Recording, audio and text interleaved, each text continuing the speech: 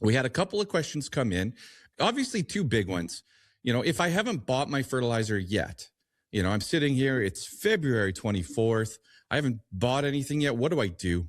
How do I treat the next couple of months here? Because we need to plant a crop. Some of us are going to start in 6 weeks or so. Definitely a lot of action in 8 weeks. So we're there. We're right around the corner. The second question is, how does summer look? How does that market reset look? Should I be strategically looking at top dressing? My crop's looking good here, late June, early July.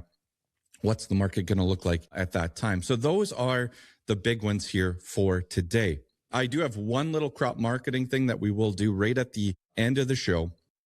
So, you can stay tuned for that. There's some important stuff going on. We got Josh. We need to make sure that we take advantage of his time. So let me go and see if I can bring in the guy. Josh, can you hear me, buddy? So you bring me on, and the technology for the live event works perfectly. Coincidence? I don't think so. Oh, man. If you should have seen the last 2 weeks, man. It's just chaos in the garage studio here. Anyways, Josh, you're always a busy guy. You've been across the U.S., attending all sorts of events. What's the temperature out there? How are people doing? How are farmers doing? How are things looking? Not horribly. It's just what level of bad is everybody doing? And I think that's something shared. It's not just U.S. It's not just Canada. I think it's kind of globally speaking. I think farmers are looking at high input prices, fertilizer, chemical, equipment, land, grain prices not doing us a whole lot of favors, even though they're up like you're talking about. Still not up nearly enough to offset what high input prices are. So 2026, as of right now, with the information we have in hand, it's going to be another tough year. And I think guys are sick and tired of, I killed myself all week or all year raising this crop just to not make any money, or worse yet, lose money. Why do we keep doing this? Mm-hmm. Yeah. I've been feeling a little bit optimistic with, our canola futures have rallied here for 10 weeks. Obviously, soybeans have had a nice little pop here as well lately. So trying to feel a little bit more optimistic. But at the end of the day on our farm, we've got half of our acres where we're trying to figure out how to reduce our loss to the minimum, and the other half trying to make sure we do a good job of those ones, because they're the ones that make money, and they spread it across the whole thing, and there's not much left at the end of the day. Now, Josh, in Western Canada, it's been a complete gong show the last couple of weeks. So I was chatting with a farm, and I'm like, hey, did you guys tidy up your purchasing for fertilizer? And they said, actually, we have a meeting. We're talking to the head guy at this retail. He's the guy that is in charge of the whole thing. And we'll get back to you in the next couple of days. They ended up having lunch with this guy. No urgency at all in the meeting. Just, we'll get you some numbers. Great. Let's have a great lunch together. And then chaos. Like the next day, the market shoots up. Urea shoots up in Western Canada, like $100 a ton. A bunch of retails go to no bid, no offer. And then we start to hear about shutdowns and equipment issues. And then we get comments like, I've been in this industry for 20 years. This may be as bad as it's ever been for getting inventory to farm or to retail this spring. What happened? It has been a grouping of issues that, if we had called this, let's say the fertilizer year starts July 1. So let's start then. If we had come at July 1 and said, listen, here's all the things we think are going to come together to happen by the time we talk middle of February, most people would say, you are nuts. There's no way. Yeah, the things are always out there, but they never happen. Honestly, it's something we had talked about. And that's exactly what it's been. It's not one factor that's causing this thing. There are global factors. There's domestic problems. There are local issues that you talk about that have all come together that make this happen. So listen, we could spend hours talking about all the global issues that are going on out there. I mean, you can really boil it down to, it's China and their lack of exports until August, which is what they've told the world, which is huge for urea and phosphate. It's this U.S.-Iran war situation. Yep. Yeah, Iran on their own is major. They're the third biggest urea exporter, 10th largest anhydrous exporter. But even more important, what if Iran starts attacking boats in the Strait of Hormuz and shuts that body of water down? Now you've removed three of the biggest urea exporters, three of the biggest anhydrous. And one of the top 5 phosphate exporters, and there's only 5 major exporters. That's a huge thing. European nitrogen production is still down. The Russia-Ukraine war is still going down. So we've got all these world problems that are driving prices up. And the issue is, and this is something we've been slowly and kind of trying to tell people all the way through winter, is like, watch your basis. That is a very common term, obviously, in the grain markets. Yep. It might as well be in Latin when it comes to fertilizer. But your basis is just your price, local price, based against NOLA, New Orleans, Louisiana. That's our base North America marketplace. And we've been telling people, we think that number is going to blow out the closer we get to spring. Number one, we had a lot of nitrogen facilities that went down for repairs. These were planned. These nitrogen plants, very high temperature, very high pressure. It weighs on equipment. It's hard on equipment, and you have to repair it, or that plant's going to break, and you have to go find it, and it takes a lot longer. You lose even more production. So they had to make the repairs. We lost production in the local markets. B, the farmer has not seen an opportunity to lock in profit. I have not seen a single opportunity where the farmer's like, hey, this is a good chance I can lock in so many acres at a profit. I can go ahead and do this. It's not existed. So what does the farmer do? I'm not going to do anything. I'm going to sit back. I'm going to wait. Well, the retailer, the co-op, private retailer, it doesn't matter who it is. The supplier to the farmer has looked at it and said the same thing. If the farmer is not buying, I'm not buying. Because I've seen this play out before. I saw 2008, major cycle up, immediate cycle down. 2012, major cycle up, cycle back down. I cannot take losses at these higher prices. So I am going to be very cautious on my buying patterns. Distributors saying, well, if the farmer's not buying and the retailer's not buying, I'm not going to buy. And now all of a sudden we start looking at the calendar. Today it's February 24th. To your point, the best point you can make to anybody out there, spring is around the corner. And now all of a sudden, everybody who's been waiting and waiting and waiting is now all of a sudden going to jump up and say, I need product. How are you going to get it here? There's only so many barges. There are only so many rail cars. There are only so many trucks.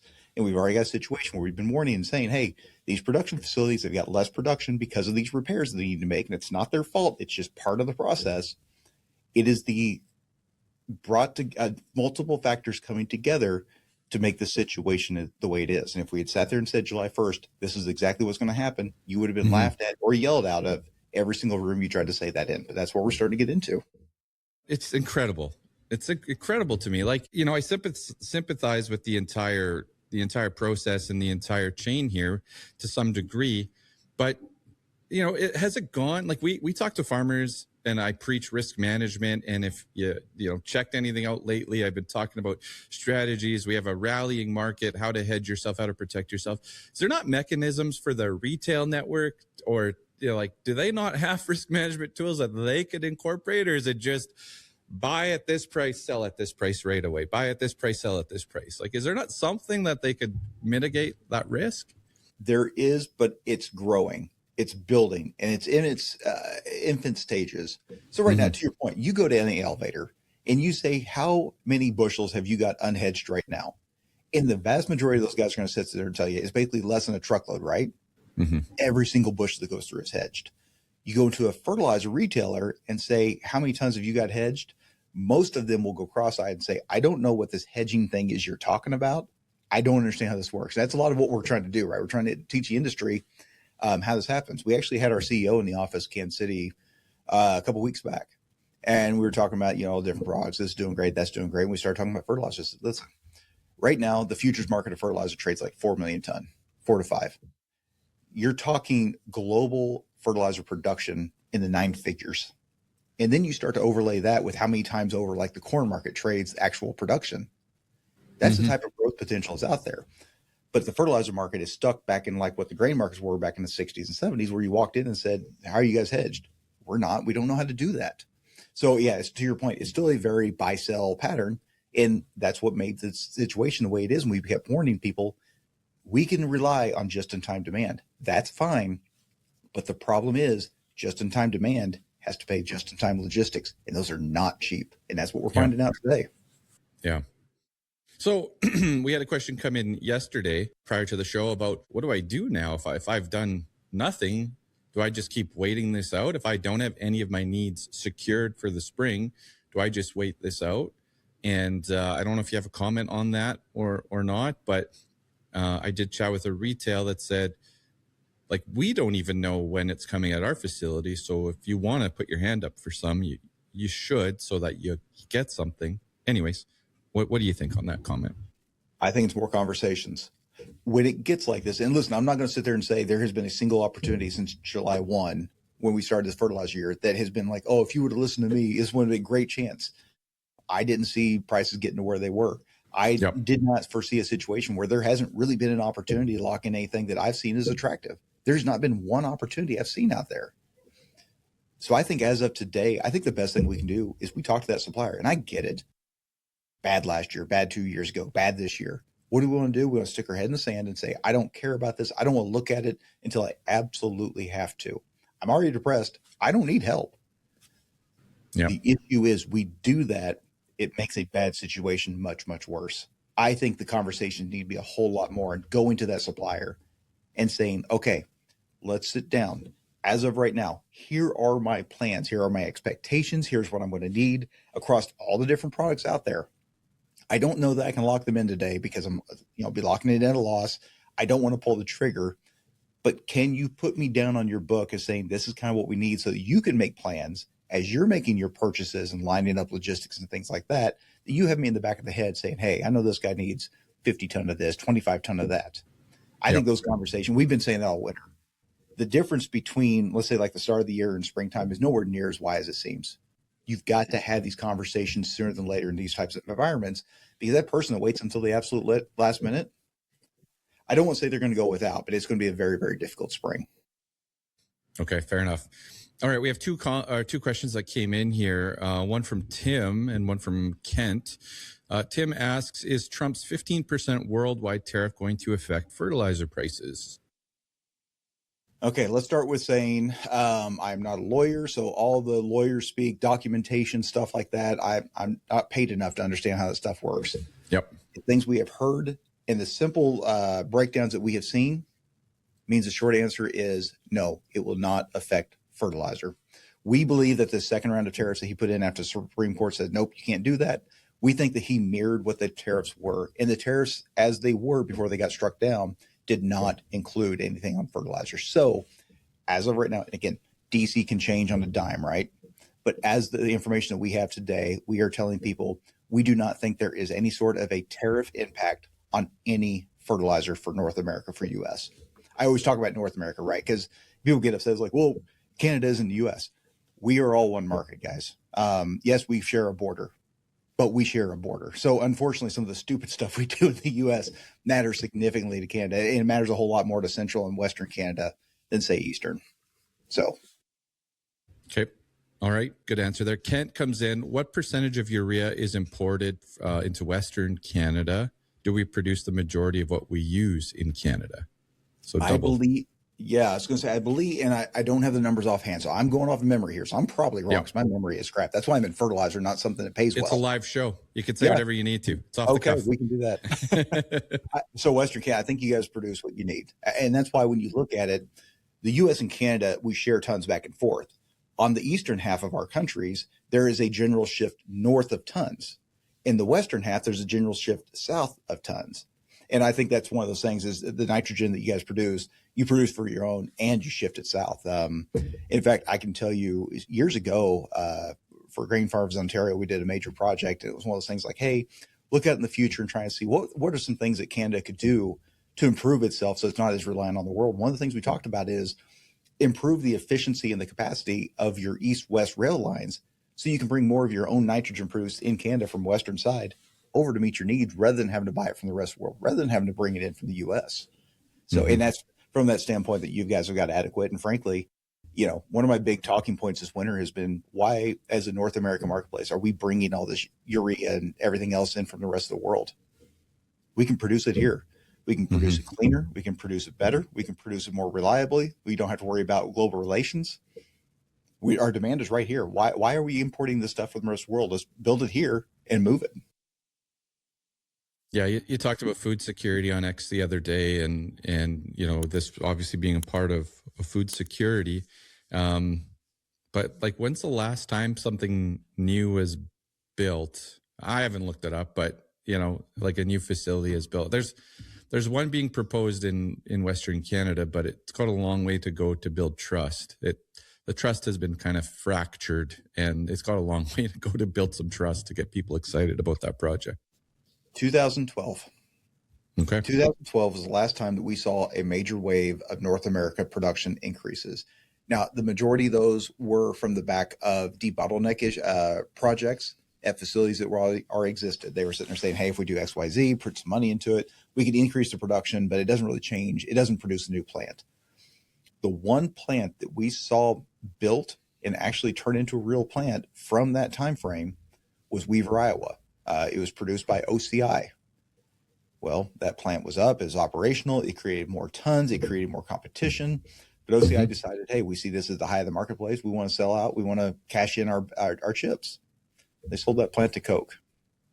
And that just went back into one of the big three manufacturers for nitrogen. That's really, rubbed people raw down here in the States. There was obviously some other things that had happened out there north, but since then we haven't seen a whole lot. We have seen a lot of these issues be propped up, like green produced anhydrous and stuff like that. I struggle with that. I'm not going to sit there and say the technology won't eventually work, or that there's technologies there that work today. But the projects that we've looked at so far that's had green anything attached to it, I want to say it's unreliable because it's so dependent on taxpayers' subsidies.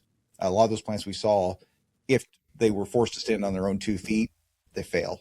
They need those tax dollars to make them work. So unfortunately, since that 2012 increase that we saw that really finished up 2017, 2018, that's when everything was kind of finalized. Yep. We haven't seen anything major since then. And that's a disappointing thing because, listen, we import a lot of urea. We bring in a lot of UAN and anhydrous. There's no need for it. Now, Jim asks, is the tightness in all forms of nitrogen and P products? Is it tight across every form, or is there something that maybe in a little bit more supply that might be a bit of deal's not the right word, but anyway. Yeah. And I would say it's every form. And the reason is some of these other forms, it may not have supply tightness based on normal markets, right? But the issue is, let's say all of a sudden the urea market gets extremely tightly supplied and the price goes up. Well, what do you as a farmer do? I don't want to pay the premium. What if I can go buy UAN for cheaper? I'm going to do that. What if I can go buy anhydrous? It's cheaper. Well, all of a sudden that demand wave hits. What do those products do? Their price goes up because there's less supply to the demand that's out there. Well, then I'm going to switch to this. Well, that starts to go up. And it's a domino effect. It's a wave effect that hits everything one after another, after another, after another. And so when we look at, let's say like urea, look globally, China is one of our top 5 exporters. Mm-hmm. Right now, they're saying we're not going to export anything January through July. We may come back in August. That's a huge loss. European production is still suffering as it has since late 2021. That's 3.5 million tons gone, and they're buying from the rest of the world. All of our production downtime, the possible war with Iran, there's a lot of supply that is missing from the global S&D. UAN, you can make similar arguments. Anhydrous, you can make similar arguments. Phosphate has a problem. I mean, it's just, we could spend hours talking about all these problems around the world, but it is a supply situation. Yeah. All right. One last one for you. The timer just went off. So one last one. This is from Jim as well.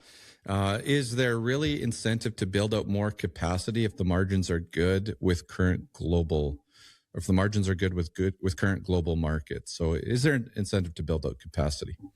And I think what he means is there incentive for the current manufacturers to increase it? Because that's a great question. That's one that we talk about quite a bit. The answer is no. If I'm a major manufacturer right now, why would I want to build more production?